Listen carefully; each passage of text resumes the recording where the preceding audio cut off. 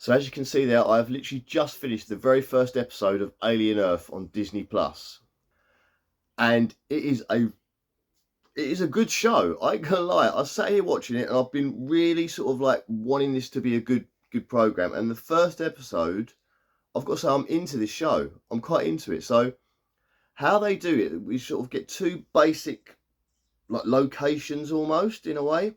So you've got the ship that all these like alien specimens are. Obviously we've seen the trailers. So there's like there's a ship up in space. They're on this months long voyage. I think they're like, it was like 8 million miles away from Earth or something like that. And they've collected loads of specimens from like, I guess around the galaxy of like little creatures, like really weird creatures. And they kind of done this in a really clever sort of like horror filmy style where you keep seeing like what's going on the ship. Sort of they've woken up from this space sleep and they're all chatting around sort of like a table, very much like Alien, the first Alien film.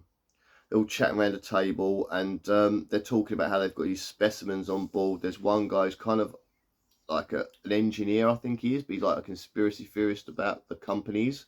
They then build this world for us. So they basically explain to us that we've got like four companies that kind of rule the world now. So like corporations have taken over. You've got the Weyland-Yutani company and a company called Prodigy. And Prodigy's run by this sort of like really young, sort of like boy genius who started this company up, and he's like the youngest ever trillionaire, I think they called him. And so these four companies generally run the world. And they're working currently for Weyland-Yutani, who have gone and got these specimens.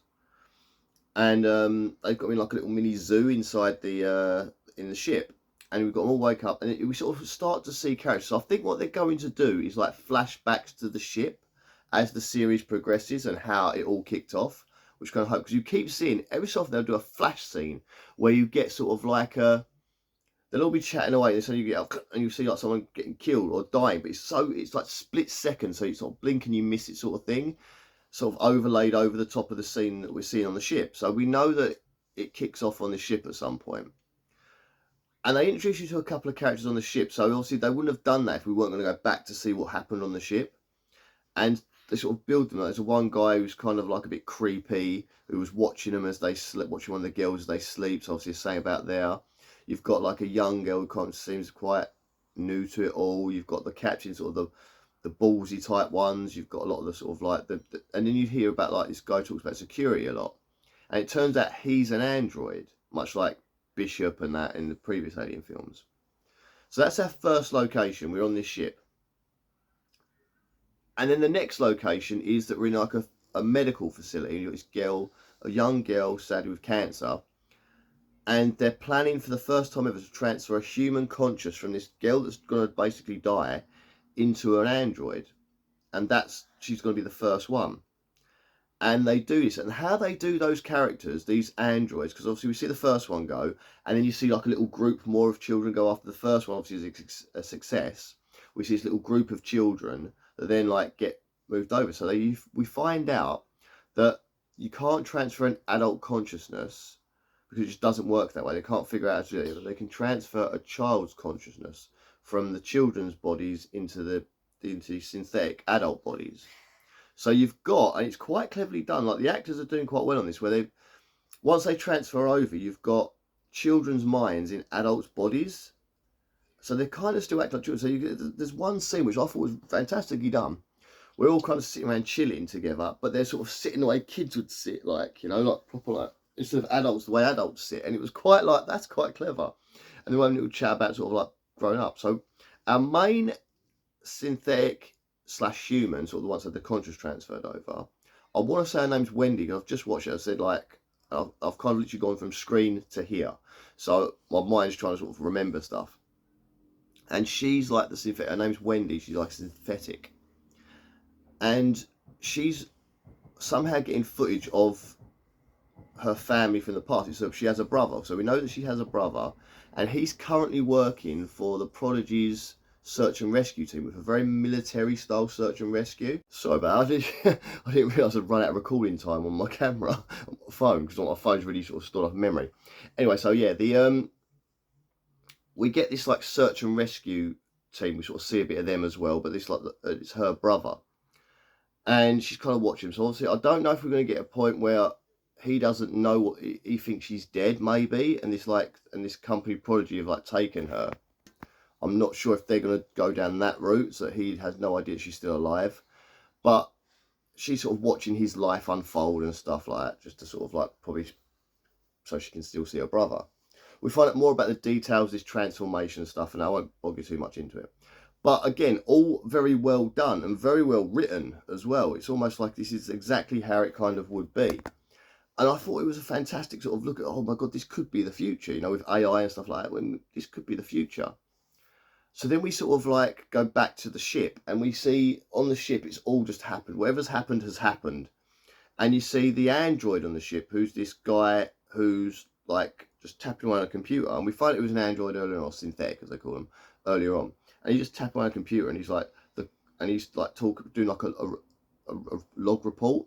And he's saying like the cargo is safe at the minute. They've set a crash course for Earth, and he puts the crew R, and he leaves it blank. Suddenly you see a woman like banging on the door behind him, and she's banging away like, help, help, help, it's coming, it's coming, it's coming. She's like trying to get in. She's like hitting her at this door, begging him to open the door. He then stands up, walks around to the door, and he sort of, his hand turns into like a welding gun, and he starts to weld around the door so she can't get in.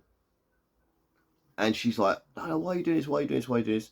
Then you see her turn, and then a xenomorph, a classic alien xenomorph, comes up.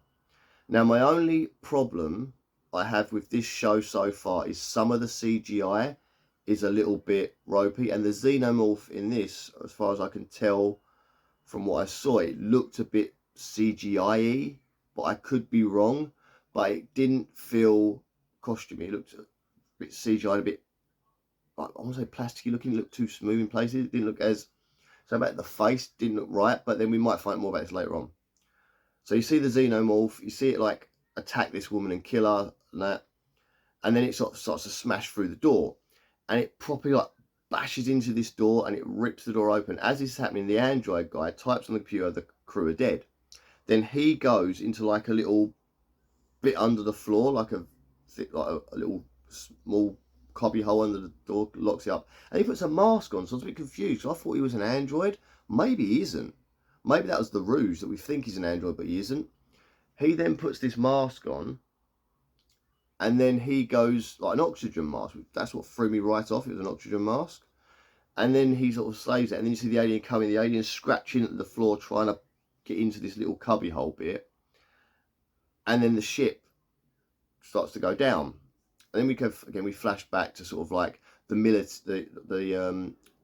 search and rescue guys, the military guys, like the android's brother, and they're sort of working out on a roof, and they're all like bantering about and that on this roof, chatting away. And then you see the ship coming from distance, sort of heading towards them, sort of like towards them, and they're like, God, get ready. They call it in. The ship then crashes past their building, crashes into this other like big huge building, and just like decimates this whole area. Apparently a lot of people live there, and it like hits that. And so the search and rescue team, they sort of like mobilise and go in. And I've got to be honest with you, to me, the search and rescue team have no thought of health and safety. There's no like, let's survey the place before we go in. They just go straight in. And I'm like, that wouldn't happen like that. I'm pretty sure there'll be like everyone hang back. We need to look at this. Is the structure safe? Can we go in? Should we go? Sort of thing. But they just sort of bowl straight in there. So I thought to myself, it's a bit like they wouldn't do that in real life. That kind of took me out of it a little bit. And again, some of the CGI, when they're sort of going to the crash site, was a little bit ropey.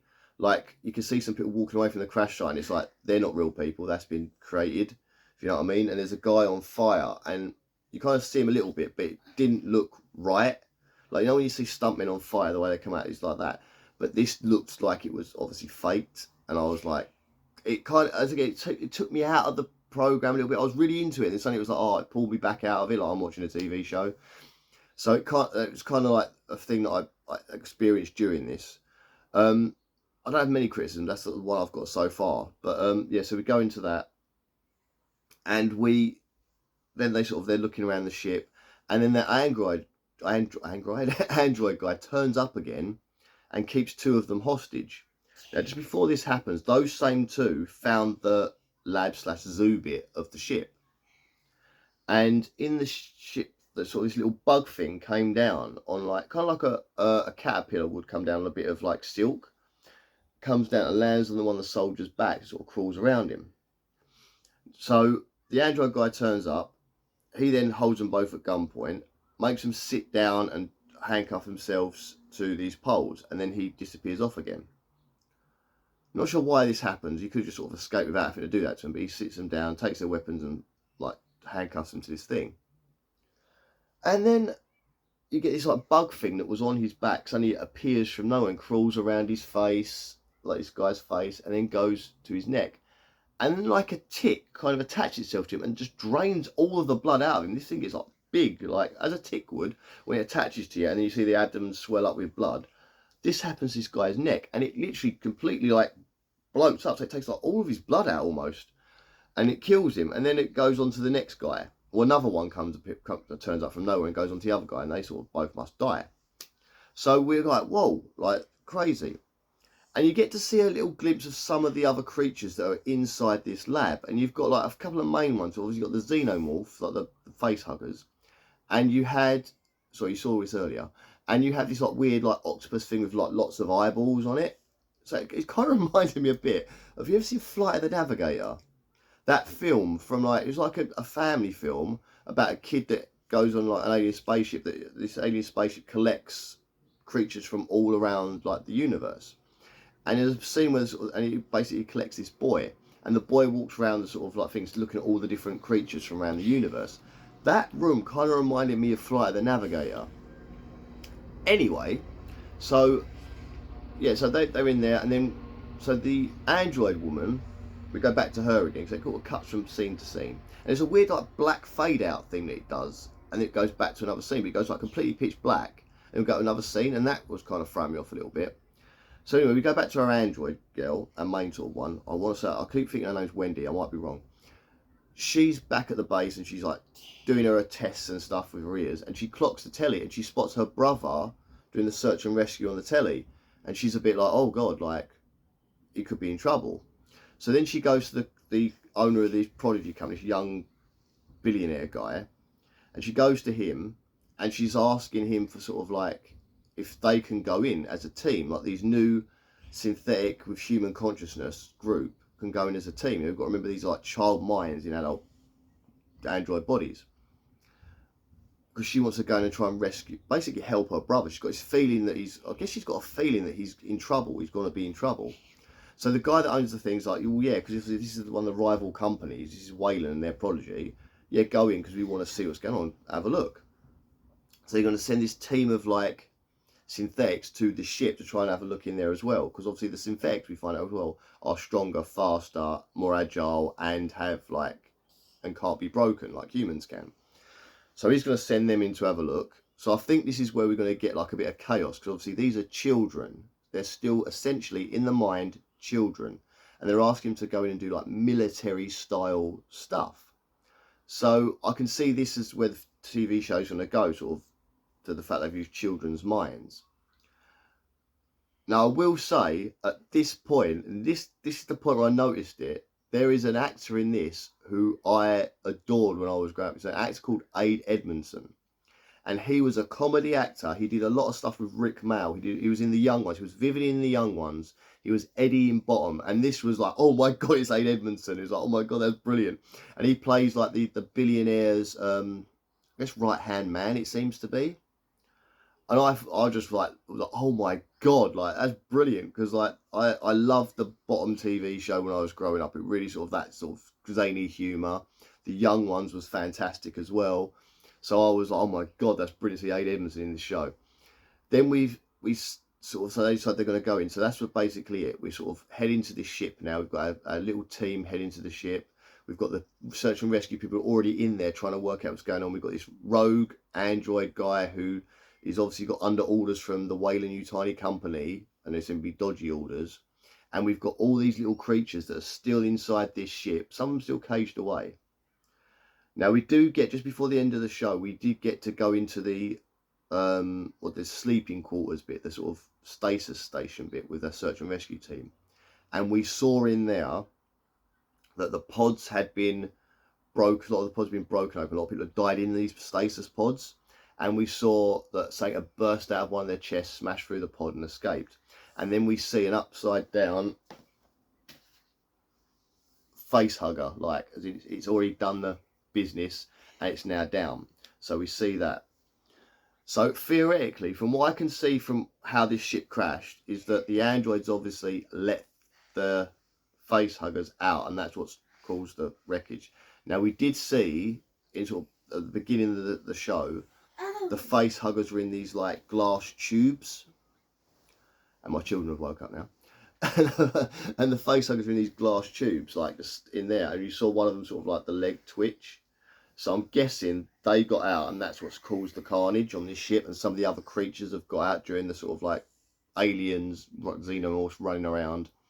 So it's got to be an interesting show, this. As I said, it's left me sort of like with that first episode wanting to watch more. Sadly, my children have woke up, so I can't watch the next episode, because there's 2 episodes at the minute out, so I'm going to have to wait till later to watch that. But I'm definitely 100%